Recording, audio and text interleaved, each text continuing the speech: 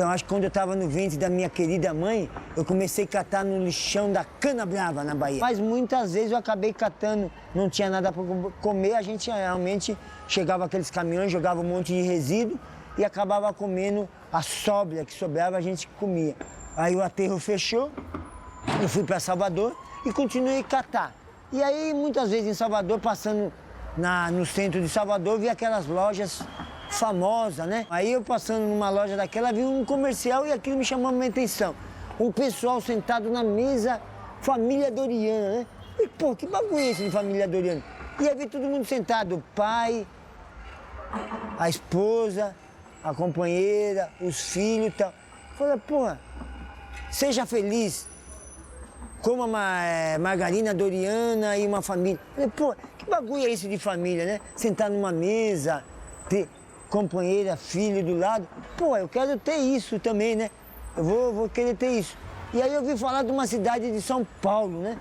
Cidade que se constrói família, cidade que ganha dinheiro. E aí começou a minha história. 80 dias de a pé e carona, né? E aí na estrada eu comecei a ver como a sociedade é preconceituosa, como a sociedade é violenta, né? Eu cheguei em 89 aqui, morei ainda na situação de rua, passei várias dificuldades, ainda comecei a catar. E a vida é essa. Na cidade de São Paulo, acho que estamos chegando à média de 11 milhões de habitantes, né? E produzimos hoje 20 mil toneladas de resíduo. Claro que boa parte disso é rejeito, não tem como ser aproveitado, mas uma parte expressiva mesmo é um dinheiro jogado realmente no lixo. 50% dos resíduos, eles são orgânicos, né? Sobras de alimentos, e pouco mais de 30% de resíduos recicláveis, né? Os secos, papel, vidro, metal e plásticos. As pessoas acham que realmente o Brasil é um país verde. É porque eles olham o índice de latinha reciclada, que é 98,6%.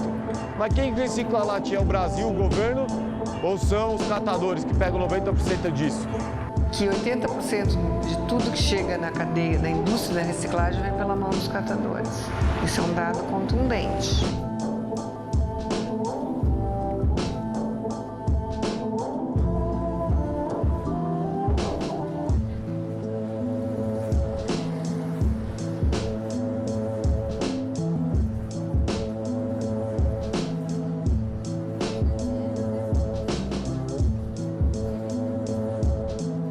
Eu acho que 15 anos, 16 anos, trabalho com esse carro. Acho que eu já tirei para mais de, eu não vai saber quantas mil toneladas eu não já tirei de reciclagem. 15 anos, quantas toneladas não vai dar. Isso aí eu, imagino os outros, porque é muito. Sou alagoano, sou de Teotônio, Vilela. Eu trabalhava lá, mas trabalhava na roça com meu pai. Fiquei até os meus 18 anos de idade sem trabalhar, sem arrumar um emprego lá. Aí depois eu fui me cansando. Aí que eu resolvi vir para São Paulo trabalhar.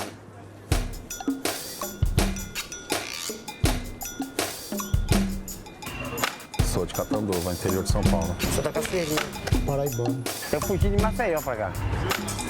Nova Iguaçu, Baixada Fluminense. Eu sou tecelão, metalúrgico. Só que não tem serviço. Não tem serviço. Não tem serviço. Vim pra cá pra procurar uma vida mais melhor. Na verdade, eu sou pedreiro, né? Também lava rápido, né? Trabalhei na área como doméstica, de cozinheira. Fui proprietário de um autopeças. Fui feito na Bahia, mas eu nasci em Bauru. Sou um piauiense, eu nasci na Bahia. Maranhense. Ceará. Da Bahia. Do Piauí, Maranhense. Ceará. da Bahia. Do Piauí, Não tem serviço. Trabalhava de faxineira. Não tem serviço. mais melhor. E eu tinha uns amigos que trabalhavam na reciclagem. Aí um dia eles pegaram e me convidaram. Eu pedi as contas para trabalhar na reciclagem. Eu comecei em 86. Trabalhar com carroça. Não vale a pena. Porque é o seguinte, eu vou trabalhar por conta própria. Aí tava recebendo seguro-desemprego, pedi para sair da usina lá. Surgiu uma vaga dentro do ferro velho e me chamaram para trabalhar aqui. Aí fui fazer uma retirada na rua, gostei da rua e fiquei trabalhando. Aí já comprei uma carroça. Separei da mulher, beberam muito, enchi na cara. Pedi uma carroça emprestada e tô na rua, puxando carroça. Eu já tinha uma amiga conhecida que já morava aqui trabalhando de doméstica. Aí me trouxe pra cá pra trabalhar de doméstica. Só que a família era muito chata, sabe? Aí eu fiquei. Aí nas minhas folgas e à noite eu ficava na rua catando latinha. Tenho mais de 13 anos de catadora de reciclagem. Crio meus filhos através da reciclagem. Eu tenho que contar no dedo, viu? Que é muito filho, eu perco. São 12. 2 não era minha, né? As 2 meninas que a mãe abandonou. Então eu tinha 55 anos na época. Eu falei para minha esposa, se eu não conseguir com esse 56º, eu vou catar papelão na rua. E fui. Falar que até eu já catei um papelão uma época, mano. Então nós catava latinha, enchia as latinhas de terra pra pesar mais, ia vender no ferro velho, papelão também, molhava os papelão pra pesar mais. Favelada é foda, né, mano? Nós tem que fazer um dinheiro de qualquer jeito, né, mano?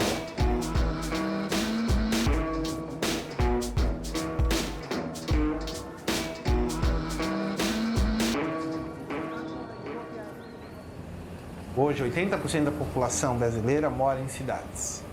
E essas cidades não estavam preparadas para tanta gente. O carroceiro vem dentro desse mundo. Não existia carroceiro em cidades do interior, porque não tinha esse material reciclado. Mas quando vem essa vida moderna, onde o consumismo é muito grande, você cria uma série de descartáveis.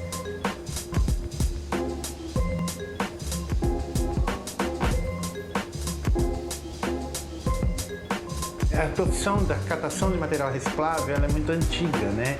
Já tinha aquele homem que andava pelas ruas de São Paulo com um saco nas costas, recolhendo material reciclável para poder prover seu sustento. Aquele ator urbano, aquela pessoa na cidade do passado, que era chamado o homem do saco, né? Para amedrontar as crianças e dizer, ou faz isso, nós vamos te entregar para o homem do saco.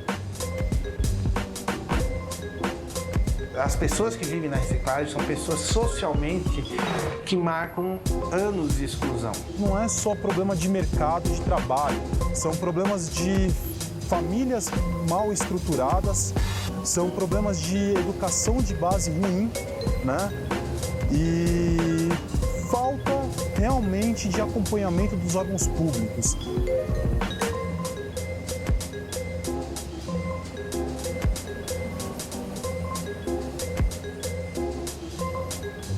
Eu, minha esposa e os cachorros, né? Aí eu tenho que deixar ela em algum lugar. Eu tenho que deixar ela com os cachorros em algum lugar para mim que eu possa sair com a carroça, entendeu? Eu tenho tudo aí, tem fogão, tem bujão, tem essas coisas e tal. Dorme eu, mais uns amigos embaixo da carroça. Tem um lugar certinho, né? Calmo, sossegado. Cheguei na situação de rua com 11 anos de idade. Tive alguns problemas familiares e aí eu resolvi que eu ia cuidar da minha vida sozinha. E a rua, ela te ensina muita coisa boa e muita coisa ruim. E uma das coisas que a rua ensina é você se defender. Porque eu não tinha dinheiro, não tinha estudo, eu não tinha como trabalhar.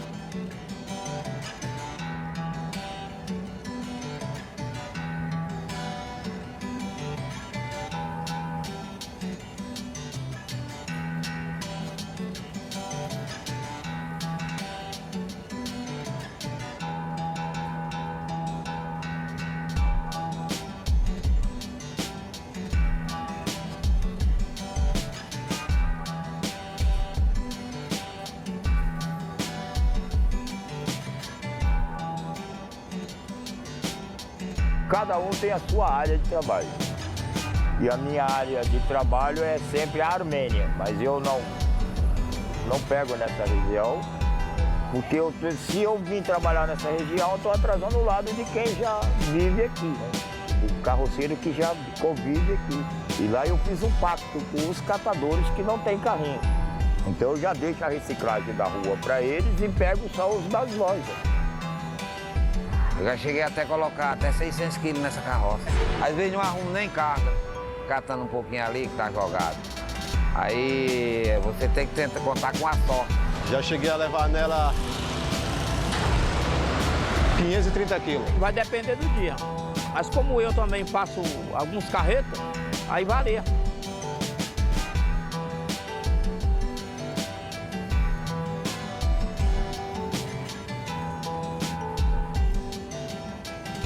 No resíduo você pode encontrar várias questões. E aí você acha umas coisas legais. Você acha roupa, acha objeto, mas você acaba achando um feto de uma criança no meio do resíduo. Isso é ruim, né? Sabina, você abre um saco e você vê uma criança, uma vida ali, né? Por que será que foi jogada ali, né? E aí a cabeça da gente começa a pensar, por quê? Não tinha condições de criar? O sistema... Infelizmente o sistema obriga a tudo isso.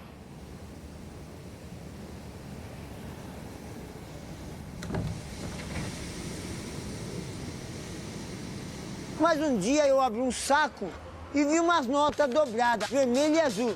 Eu achei euro. Até euro os caras tá jogando, né, mano? Até euro. Pode jogar mais aí que a gente acha. Da reciclagem, CD, bastante CD, tudo funcionando. Carregador de celular, tem bastante ali, um saco cheio. Móvel da reciclagem, celular, a gente acha. Quando um carroceiro resgata, de fato, alguma coisa de uma lixeira, aquilo tem um novo sentido diante da utilidade pessoal que vai ter, ou simplesmente para gerar renda e gerar sobrevivência material dele. Por que alguma coisa que é descartada aqui, ali serve, ali é útil, ali é valorizada e assim sucessivamente. E olha na nossa casa a quantidade, cada um tem um celular que usavam bons, mas porque aquele acessa uma rede, você vai em favela de barraco, você tem uma televisão de 29 polegadas de plasma, mas a pessoa não tem um fogão, cozinha na lenha. E os carroceiros não, são diferentes. Porque a sociedade, infelizmente, ela só pensa no capital. Ser bem na vida, você tem que ter carro bonito, tem que ter roupa de marca. O fato é que é comum a todo mundo que compra a sensação inevitável de que há um momento em que a satisfação gerada pela compra de mercadoria se desfaz. Se isso vai gerar resíduos, isso é consequência de um processo maior. Um consumista, o padrão, que frequenta shopping center e gasta todo o seu salário comprando mercadorias, ele não faz a mínima ideia das consequências socioambientais que está sendo causada por ele. Porque o Brasil é rico de recursos naturais, mas um dia vão acabar.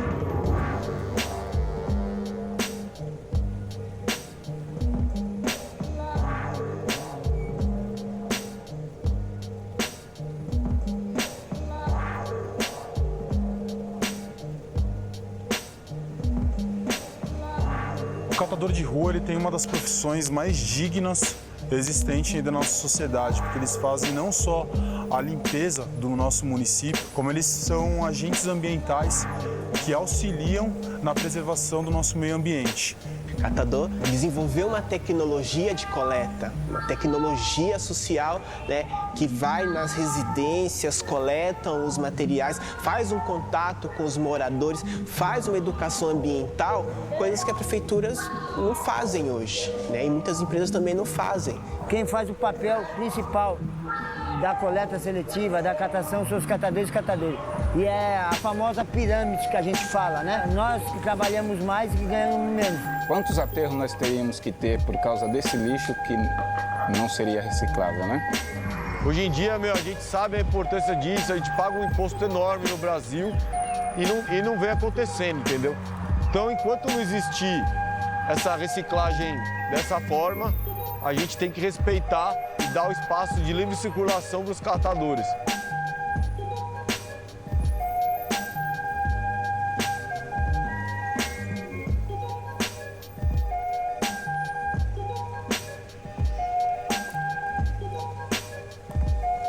Hoje nós coletamos, ainda colaboramos com o meio ambiente, com o poder público, né? E com a sociedade.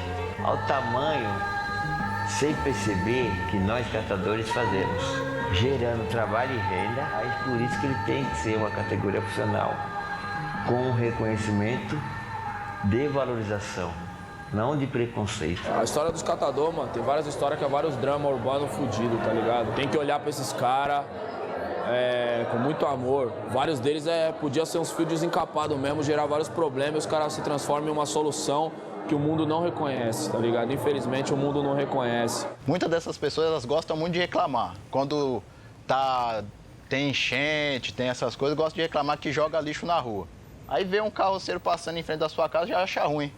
Ele tá tirando o lixo da rua, tá evitando que dê mais enchente. Ou seja, eles querem que façam as coisas, que retirem o lixo mais longe deles. Eu acho que as pessoas teriam que se sensibilizar mais com isso, né? Porque se não fosse o catador tirando o lixo que eles jogam na rua, nem eles conseguiriam andar. De tanto acúmulo que seria de lixo, e eles não conseguiriam andar com aqueles carros bacanas dele.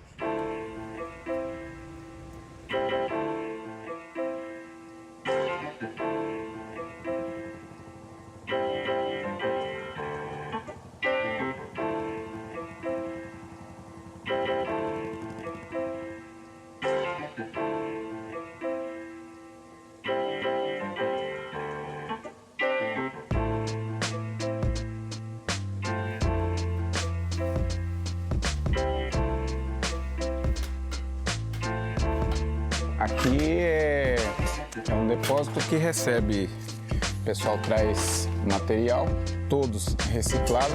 A gente compra deles num valor para vender num valor um pouco mais elevado do que a gente compra, entendeu? O que vale mais geralmente é o cobre. Mas como é difícil encontrar cobre, aí a vantagem mesmo é o ferro.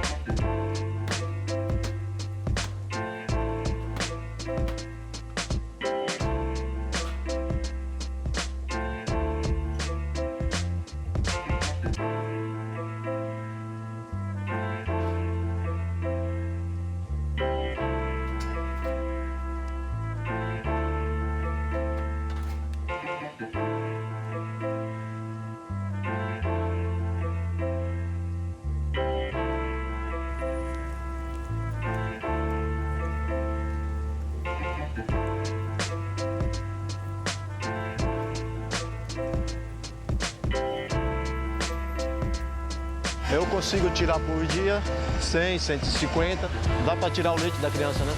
Se o dia for ruim, eu tiro 40, 50 reais. Pô, 35 reais, só o papelão. Essa caminhada que nós demos. Dá pra ganhar uns 300 por dia. Tem dia que não dá nada. Dá dinheiro e muito. Tá tirando 900, R$1.000. Um dia pelo outro faz de pouco 40 reais, né? 10 para o almoço, 10 para a janta e 5 do café vai me cobrar. Vai me sobrar 10 conto, 15 para o outro dia, né?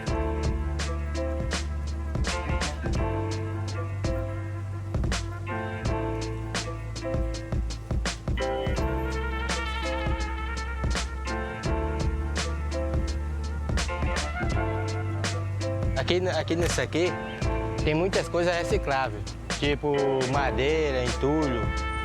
Mas só que aqui em Pinheiros não tem onde comprar isso aqui. Aí geralmente é reciclável que não se vende aqui na área, a gente joga aqui no ecoponto.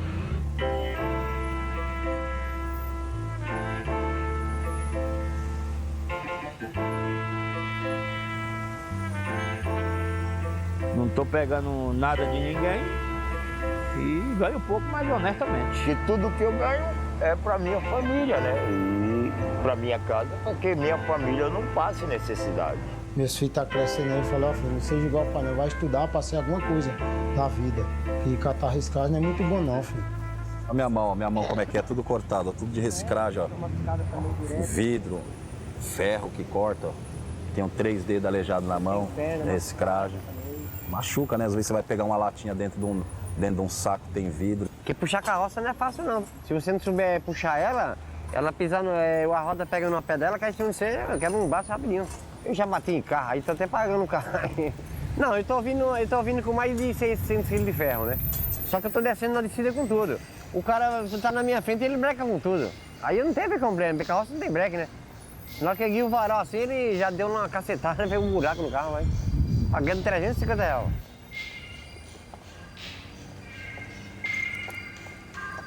Eu tava na Teodoro Sampaio ali, peguei pra sair, aí veio um carro.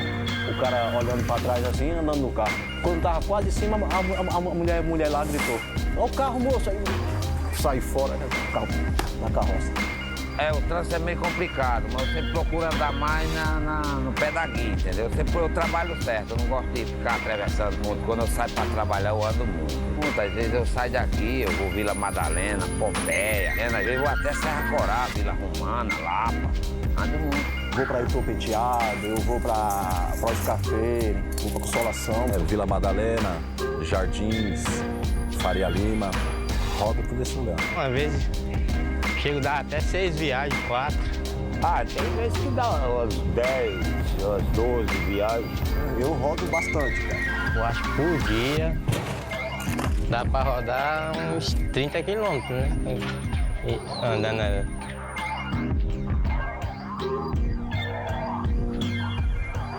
Eles têm, assim, muito problema. Coluna, na parte ortopédica, de falta de ergonomia, eles seguram muito peso, né? As carroças são muito pesadas. Eles têm lesões nas mãos muito grandes, nos pés também. Eles têm frequência de acidente com material biológico, material contaminado, material sujo, que é fonte de tétano, fonte de infecção. Você anda todos os dias, em primeiro lugar, você não aguenta o pico dos 5, 6 dias direto, entendeu? Por causa que cansa muito, é muito pesado, muito subida, descendo.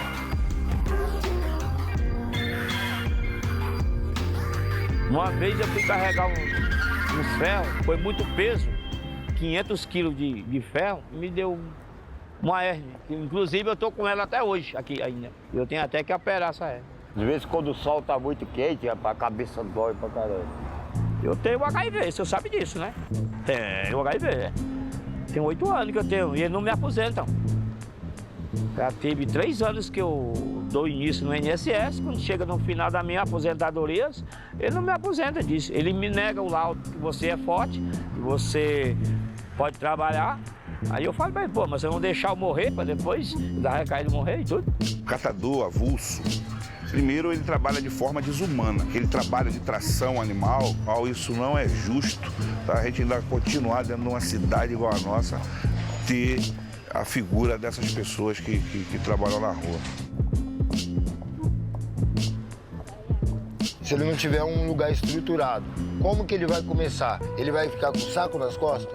Como que ele vai levar uma quantidade boa no saco nas costas? O cara vai precisar ter uma carroça, um carro cortado, alguma coisa, uma perua, para que ele possa carregar em quantidade o suficiente para ele ganhar alguma coisa.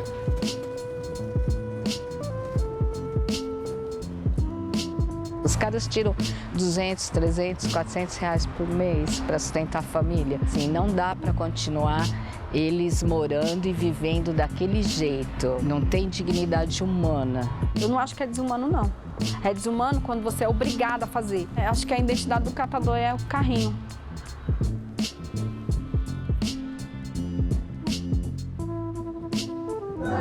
É um trampo desgastante, mano. É um trampo que é desrespeitado por muita gente. A questão da invisibilidade já é um problema. A questão do desrespeito, das pessoas usar o cara como sinônimo de alguém que é inferior dentro da sociedade, isso aí é um problema sério.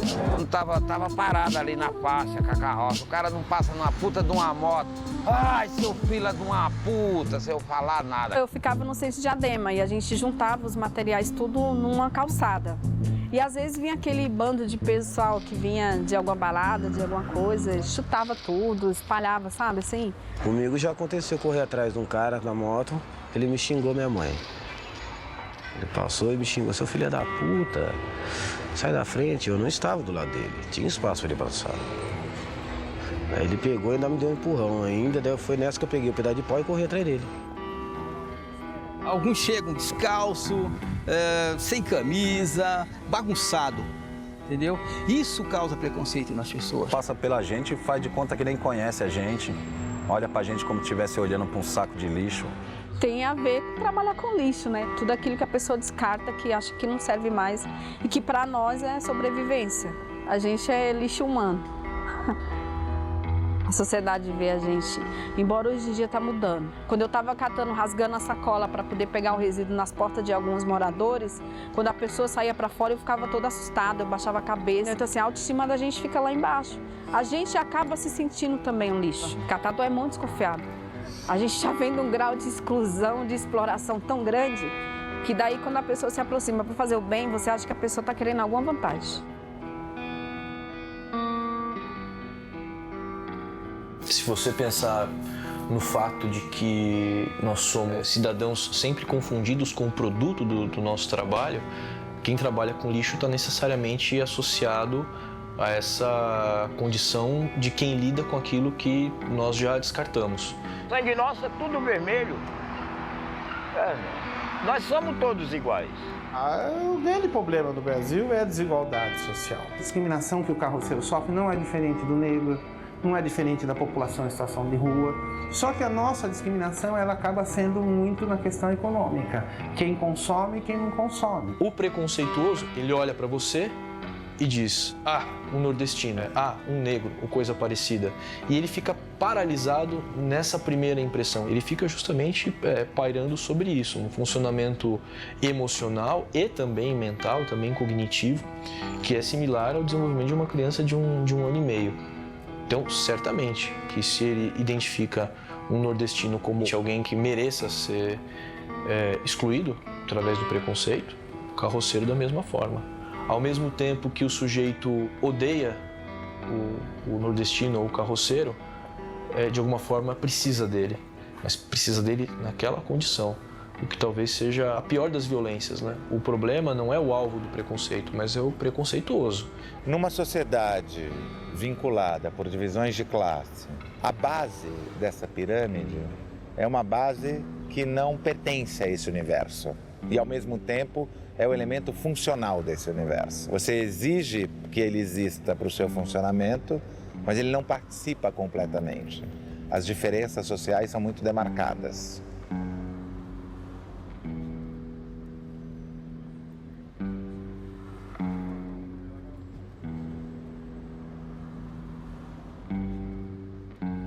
A questão da invisibilidade de alguns cidadãos não é invenção do modo de produção capitalista. O que o capitalismo fez foi naturalizar o fato e torná-lo alguma coisa admissível, como se isso fosse imutável. A invisibilidade de alguns sujeitos depende da cegueira dos outros.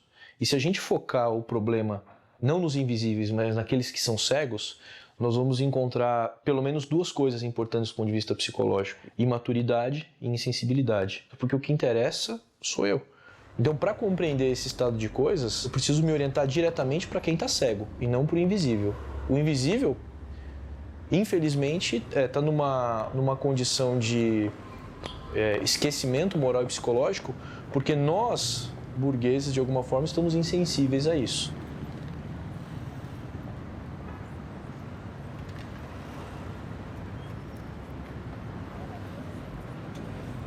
Numa assembleia que teve dos moradores, eu contei que fazia um trabalho com catadores avulsos, desses que puxam carroça, né? Nossa, as pessoas olharam tão espantadas assim. E daí uma falou assim, que engraçado, aqui não passa catador na nossa rua.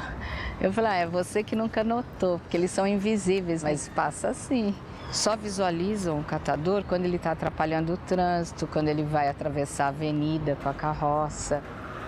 Apesar de invisível, o trabalho deles gera um bem, uma prestação de serviço para todo mundo. Você pode falar, hoje eu não vi nenhum catador. Então abre o olho e começa a ver. Eu passei um dia de trabalho comum, como de um gari dentro da USP. Surgiu a ideia de persistir no campo para investigar os assuntos ligados ao sofrimento psicológico do trabalhador braçal. Iniciei esse trabalho com iniciação científica ainda em 94, persisti no mestrado e no doutorado até 2004, trabalhando como gari. A experiência mais marcante nesse sentido foi ter entrado no Instituto de Psicologia, onde eu estudava e conhecia muita gente, vestido de gari, e não ser visto. Então há um rebaixamento natural das potencialidades desse sujeito. Então, em princípio, não se trata de valorizar esse trabalho, se trata de valorizar o fato de que esse trabalho precisa ser feito. Qual é o efeito da invisibilidade pública e da cegueira sobre o próprio cego? É a alienação, é o vazio. A gente tem uma tendência muito narcísica no mundo de hoje e a gente se esquece de que se o cara que presta serviço para mim não estiver bem, eu não vou ficar bem também. O sujeito que é tornado invisível, ele vem herdando isso há muitas gerações. Aguardente, cachaça, pinga, esse tipo de coisa ao final do expediente. É uma maneira de amortecer o impacto da violência cotidiana, uma violência que não é só material, né? Não é só o baixo salário, não é só a condição insalubre, mas é também o não reconhecimento da identidade do sujeito como um cidadão. Parei com pinga já faz 2 dias. Só bebo cerveja. Bebia álcool, bebia tiner, gasolina. Até óleo também de carro já tomava também. Fiquei internado, vou fugir do hospital. Tenho meus remédios para tomar, não tomo. Tomo cerveja. Tem essa questão dos catadores que traz o sustento para sua família, mas parte do que ele ganha com a catação é para o uso de drogas, de uso de álcool. Essa realidade ainda é muito forte no nosso meio. Em 2007, que foi o período mais difícil da minha vida. Tinha terminado a relação e foi o período que fui morar na rua. Eu fui morador de rua por mais de 1 ano. E eu não nego para ninguém, eu tive uma grave dependência química com cocaína. Né? Grave dependência química com cocaína. Tinha noite que eu cheirava 10 pino, 10 pel, tranquilo.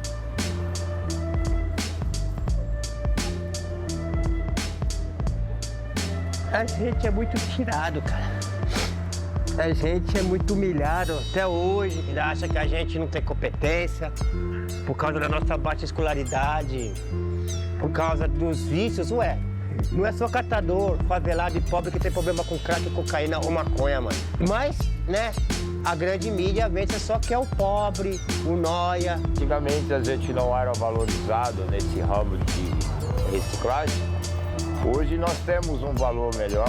Depois que surgiu o PIP, dos grafiteiros aí que se reuniram, fundaram o PIP Mais Carroça. Hoje ele vai pra rua com o seu carrinho, coleta o material e às vezes puxando o seu carrinho na rua ou com a sua Kombi grafitada pelos artistas, né, Mundano, Crânio, que acaba tirando essa cidade cinzenta, acaba sendo uma cidade mais colorida.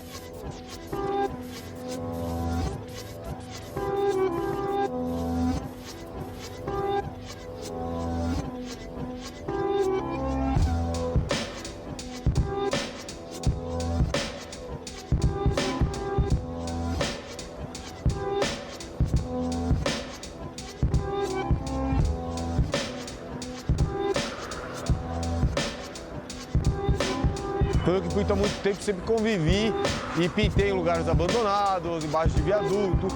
Então meu contato dessa arte marginalizada com esse trabalho marginalizado foi inevitável, foi natural. E aí, em vez de eu só pintar o viaduto ou o muro, resolvi pintar a carroça, o carrinho do catador.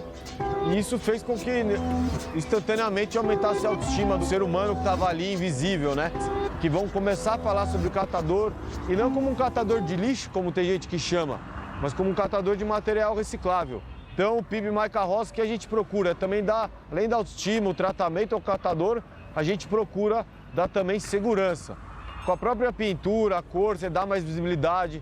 Com as fitas refletivas, dá segurança ele trabalhar à noite. A gente pode colocar espelhinhos, a gente pode dar segurança para o trabalho dele com luvas, que são, na verdade, materiais básicos, né? Mas para alguém que está mexendo com material contaminado, com vidro, não adianta ignorar o problema. Quando chega, a turma vê a carroça bonita, vê com telefone, aquelas coisas, me liga, faço uma mudança, me dá uns ferros, uns papelão, coisa que nunca aconteceu comigo, aconteceu esse ano. Nunca ninguém me dava atenção, médico, para mim no médico é muito difícil. Quando eu ia mal atendido nos hospitais, lá me atenderam bem. Veio pieira, viu o dente, viu o óxido, viu tudo. Comi, bebi.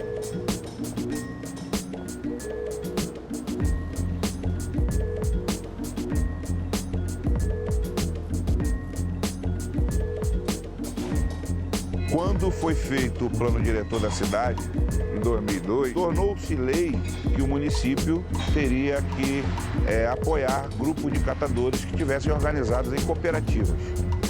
E aí nós resolvemos nos oficializar. Basta ter um grupo de no mínimo 20 cooperados, ter o espaço e daí dá para se formar uma cooperativa. E no início, quando a cooperativa foi fundada, ela foi com 22 catadores que se uniram, né, em prol de tentar ter maior volume de material coletado para negociar de forma melhor e ter aumentar um pouquinho a sua renda. A cooperativa é uma sociedade sem fim lucrativo. Existe um programa socioambiental de coleta seletiva onde a prefeitura desenvolve um trabalho de convênio com as cooperativas de catadores aqui em São Paulo, onde a prefeitura fornece a central de triagem, que é o galpão, equipamentos para desenvolvimento da atividade, e a cooperativa tem que fazer o recebimento do material da prefeitura através da log da EcoUrbis, triar esse material e comercializá-lo. Se não fosse esse apoio, nós como cooperativa, pelo faturamento mensal que os resíduos, né, que o lixo nos dá, nós não teríamos condições de arcar com essas despesas. Porém, tá, a gente entende que a contrapartida que nós damos hoje para a prefeitura é muito maior do que tudo isso. Nós prestamos um trabalho de utilidade pública e nós deveríamos ser remunerados por aquilo que nós fazemos. Vai fazer 16 anos que eu tô aqui. Aí nesse mesmo período eu perdi minha mãe, aí me caiu uma depressão, aí eu comecei a beber, dormir na rua. Aí eu comecei a frequentar aqui a Copamar. Tinha uma assistente social na época que ela pegava esses catadores que vinham só vender o material e chamava para aquela sala ali para conversar. Fui vendo o quanto eu estava fazendo besteira com a minha vida. Aí foi assim que eu comecei a participar.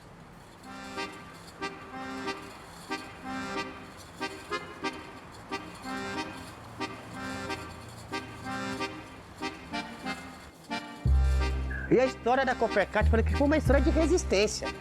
Não só a minha, porque tinha muita gente que estava trabalhando, mas estava querendo vir para a cooperativa, que acreditava e tal. E aí, quando eu entrei a primeira vez no galpão, eu olhei aquilo lá, eu lembro até hoje, eu olhei para Denise, virei para Denise, abracei assim, gordinha, nós chegamos. Agora não tem mais como nós voltar mais não.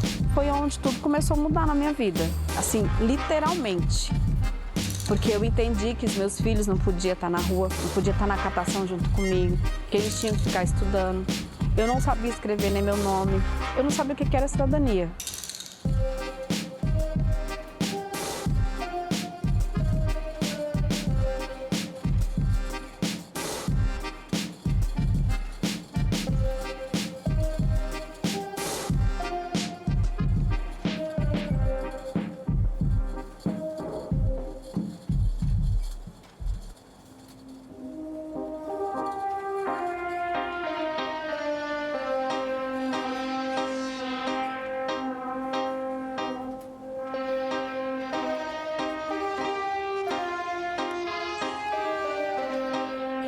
São 10 caminhões que fazem a coleta diária. Aí uma parte dos material é descarregado aqui.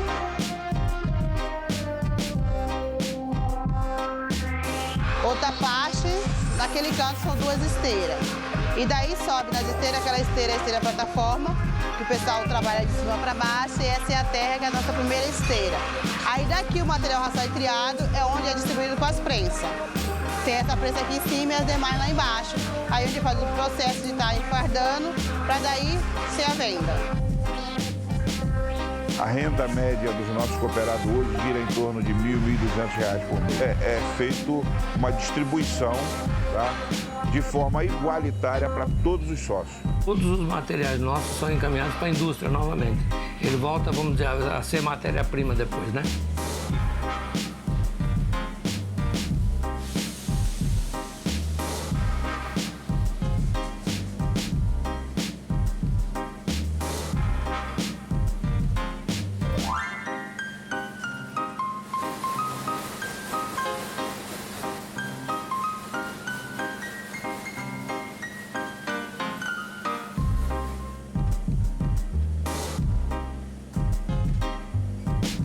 Ferro velho é aquele negócio. Você trabalha muito e não tem nada, nunca tem nada. Eu te pago, entendeu? Na hora, tudo, mas olha, um valor que fica nada. Eles roubam na balança, você não tem um controle, sabe? E todo catador de rua tem um dono, não adianta dizer que não tem, a gente sempre tem um dono. Sempre tem um ferro velho que é dono da gente. Você vê muitos catadores puxando carroça, mas a carroça não é dele. A carroça é do ferro velho, que aluga aquela carroça. E quando ele chega com o material, tem que pagar o aluguel da carroça, entendeu? E aí o que sobra para ele ali é muito pouco. Aqui ele vai trabalhar não exposto ao tempo, né? Sol, chuva. Ele trabalha com EPI, ele tem mais segurança. Num estudo que foi feito aí no passado, a gente conseguiu ver que o catador ele consegue aferir um pouco mais na rua do que dentro da cooperativa. A cooperativa ela estava, na época que a gente fez esse levantamento, em torno de R$ 800, R$ 600, e o catador estava tirando R$ 1.500.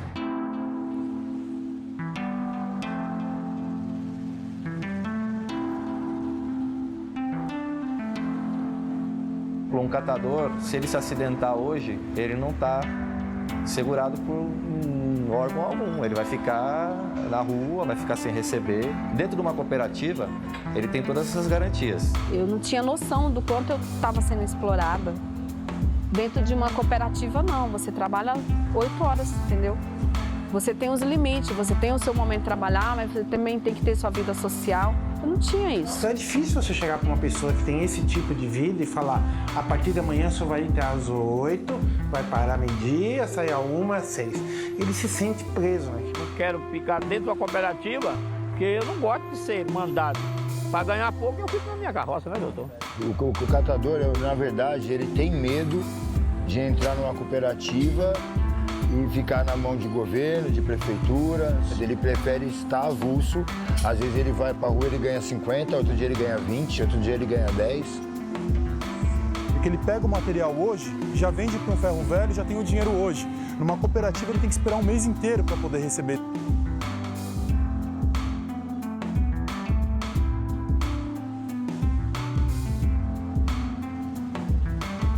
A cooperativa ela absorve quem está na margem da sociedade. Pessoas que é usuário de droga, pessoas que é usuário de álcool, com idoso.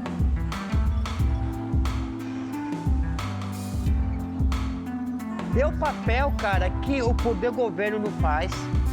Quem faz esse papel de reinclusão social e econômica, e principalmente da autoestima do ser humano, são os empreendimentos, no caso dos catadores, que têm o foco em economia solidária. A gente não só recicla o lixo, a gente recicla vida.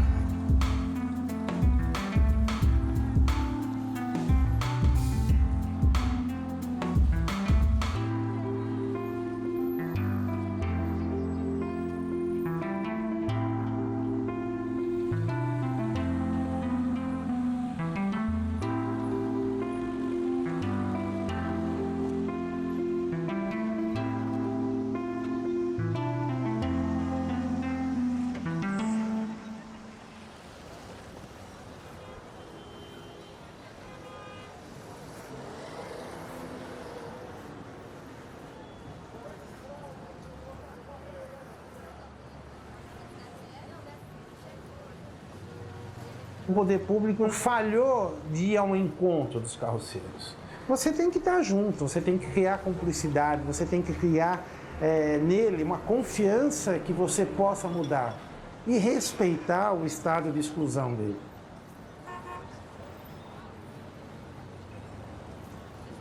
Porque se for depender de uma instância do governo, vai ser tarde.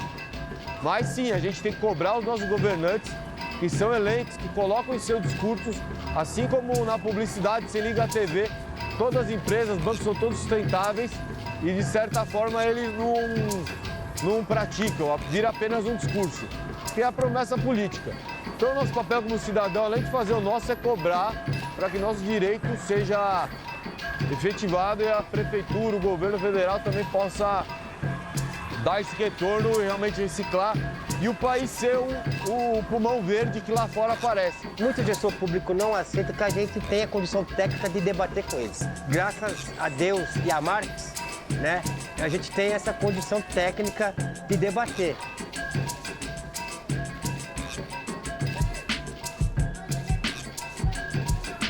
Toda a questão de luta do catador começou através do carrinho. Aí surgiu o movimento a partir de 2001, com 1.700 catadores. O nosso principal objetivo é lutar pelas políticas públicas. A partir do primeiro encontro também ganhamos o primeiro conhecimento, que foi a CBO, né, que é a classificação brasileira de ocupação.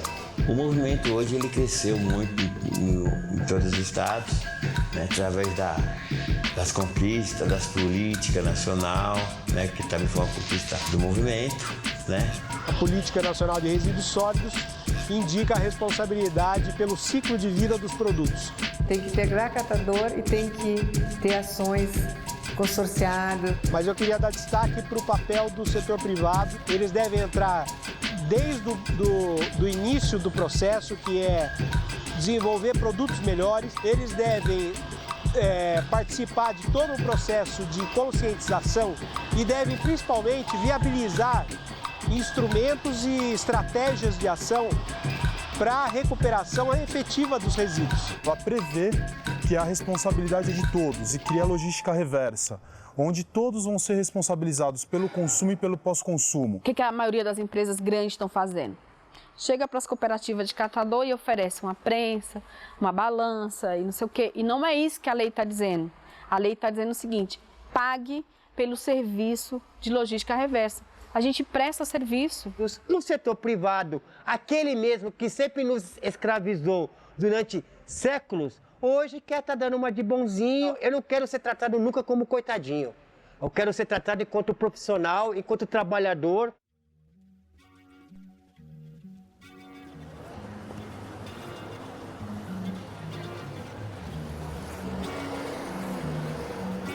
Uma das bandeiras de luta do movimento é contra os incineradores, né? Porque eu acho que essa lei aí deu essa brecha braba. O artigo 9º, que na redação final flexibilizou a possibilidade de incinerar.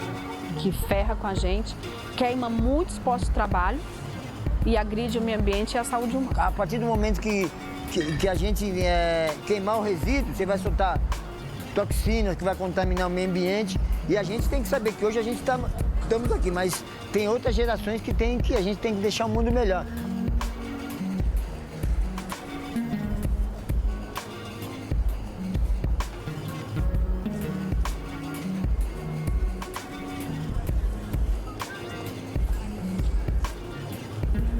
Claro que não é que a gente é a favor de ter carroças, que é um trabalho quase que sobre-humano, de tração humana, que me lembra, né, escravidão e tudo mais. Mas, de certa forma, aí eu gostaria de ver evoluindo, para não ter mais tração humana e que fosse, né, a gente tem mecanismo de se fazer com energia elétrica, num bairro plano pode ser feito com pedal, então dá para melhorar muito e até, óbvio, chegar no nível das cooperativas com grande volume de resíduos que é destinado à reciclagem, fazer com caminhões e tudo mais. Bom, se a gente é capaz de fazer um foguete que vai para a Lua, ou um satélite que vai até Marte, como é que é possível a gente não se reorganizar socialmente a ponto de que não estejamos convivendo diariamente com o fato de que alguns sujeitos estão submetidos a tarefas degradantes, humilhantes e tudo mais. Sinceramente, eu gostaria de ver uma cidade sem o catador, sem o carroceiro. Eu gostaria de ver essas pessoas sendo valorizadas e trabalhando de forma mais produtiva, né? De forma mais digna. Agora, sinceramente, eu não vejo hoje nenhum trabalho sendo desenvolvido para esses catadores. Hoje eu não consigo ver e a minha perspectiva de um futuro próximo é que continuem esses catadores puxando carroça aqui em São Paulo ainda. Eu acho que a carroça ela é uma necessidade de sobrevivência. Não pode eu chegar e dizer que é burro sem rabo, como nós tínhamos essa discussão no início dos 2000. Falavam como se estivesse fazendo a defesa da dignidade dessas pessoas, que não podia se ter esse tipo de condição, soa meio vazio e artificial, porque se você não tem alternativas, não pode dizer que aquilo ali não pode acontecer. Quando foi criada a central de triagem, justamente foi para eliminar a figura do catador, tá? Fazer com que essas pessoas que trabalham na rua venham para dentro da central de triagem e tenham melhores condições de vida, tenham uma vida mais digna. Por mais que nós tenhamos a tentativa de modernizar as relações de produção ou as relações de trabalho vinculadas aos carroceiros, dando a eles um plano de saúde, salário, mesmo que isso ocorra, isso não descarta o fato de que a forma de produção da qual eles fazem parte é a permanência de uma herança que tem a sua origem no processo escravocrata brasileiro. Melhorar a vida das pessoas é o mínimo. Talvez a cooperativa seja esse caminho. E deveria haver, sim, investimento público e da indústria, do setor privado, para que capacite esses catadores, esses carroceiros, e desenvolver algum mecanismo para que eles parem de puxar carroça. Eu acho que falta investimentos, a gente batalhou por isso em São Paulo, que fosse feito um mapeamento em profundidade para conhecer quem são essas pessoas, onde elas estão, como elas vivem. Se você conhecer melhor esse universo, você vai poder pensar alternativas que realmente se aproximem das necessidades ou interesse dessas pessoas. Não é uma coisa factível você impedir que uma pessoa pegue uma lata, uma coisa e tal, nas ruas da cidade. E tem que ser conversado com eles e saber qual que é a melhor forma, para eles deixarem a carroça de lado e serem reaproveitados nesse trabalho ambiental, nesse trabalho socioambiental e que sejam valorizados pelo trabalho que eles desenvolvem. Que se criem políticas públicas que de fato incluam o catador, que valorizem o trabalho de catador. Se a prefeitura ampliasse mais as cooperativas, desse uma vida mais digna para as cooperativas, abrisse mais cooperativas em cada bairro, eu acho que daria resultado.